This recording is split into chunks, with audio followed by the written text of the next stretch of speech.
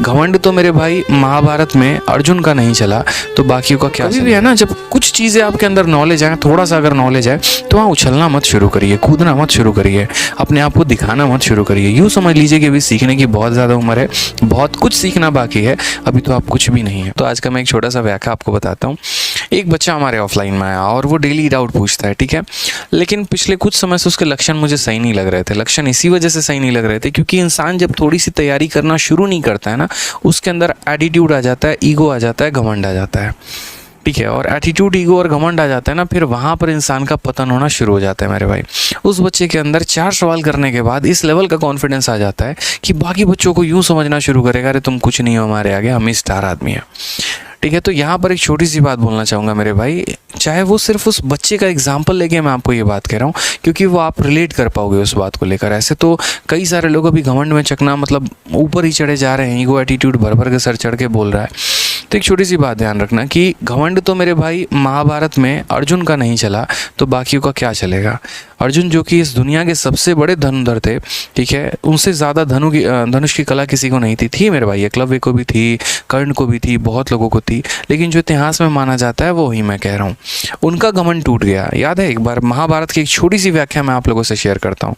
जब युद्ध हो रहा था ना अर्जुन और कर्ण के बीच में मेरे भाई, तो एक तीर आपका अर्जुन चलाते थे कर्ण के रथ के ऊपर और एक तीर जो है वो कर्ण चलाते थे आपको अर्जुन के रथ के ऊपर, ठीक है। जब अर्जुन तीर चलाते थे ना तो कर्ण का जो रथ है वो थोड़ा दूर जाता था और जब कर्ण भी आपका जो है तीर मारते थे अर्जुन के रथ के ऊपर तो वो भी काफ़ी पीछे घसक के जाता था, ठीक है।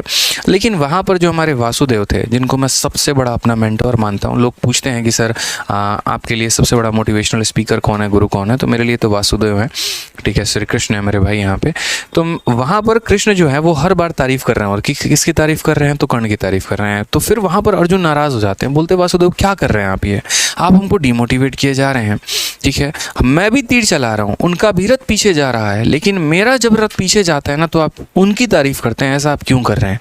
वहाँ पर एक बहुत प्यारा सा जो है जवाब दिया वासुदेव। उन्होंने कहा कि यार देखो अर्जुन, एक बात ऐसी है यहाँ पे कि आपका जो रथ है ना वो एक साधारण रथ नहीं है, उस रथ पर मैं स्वयं विराजमान हूँ, ठीक है। इस पूरे सृष्टि का रचयिता यहाँ पर जो है वो विराजमान है।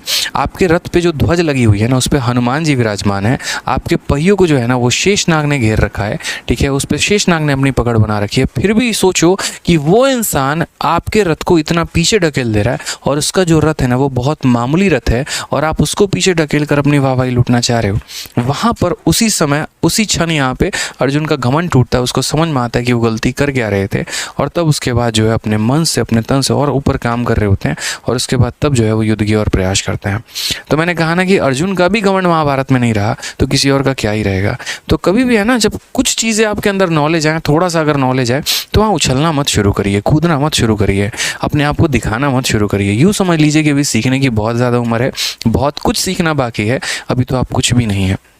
ये एसएससी एक बहुत छोटी सी एग्ज़ाम है, अभी तो कई सारे एग्ज़ाम्स हैं यार, यूपीएससी हैं और भी बड़े बड़े एग्ज़ाम्स हैं यहाँ पे। तो आपने सब कुछ प्राप्त अभी नहीं किया, अभी बहुत कुछ प्राप्त करना बाकी है, ठीक है। अगर कोई एक एमएलए बनता है तो चाहत होती है एमपी बनने की, एमपी बनता है तो चाहत होती है सीएम बनने की, सीएम बनता है तो चाहत होती है पीएम बनने की, ठीक है। तो इसलिए चाहत और ये पद जो है वो कभी कम नहीं है और पीएम बनने के बाद भी वो पोजीशन चंद समय तक रहता है, वो सत्ता का नशा कुछ समय तक रहता है। तो इसलिए कभी भी घमंड अपने अंदर मत लेकर आओ, वो इंसान को ख़त्म कर देगा, बर्बाद कर देगा। समझो इस बात को यहाँ पे। तो घमंड नहीं रखना है, अपने आप को एकदम बहुत काम रखना है, जीवन में बहुत कंपोज रखना है और उसके साथ जीवन में आगे बढ़ते चले जाना है। फिर तो देखो सारी चीज़ें यूं यूं यूं प्राप्त होती चली जाएंगी, ठीक है। यार देखो, वीडियो अच्छी लगती है ना तो लाइक ज़रूर किया करो यार।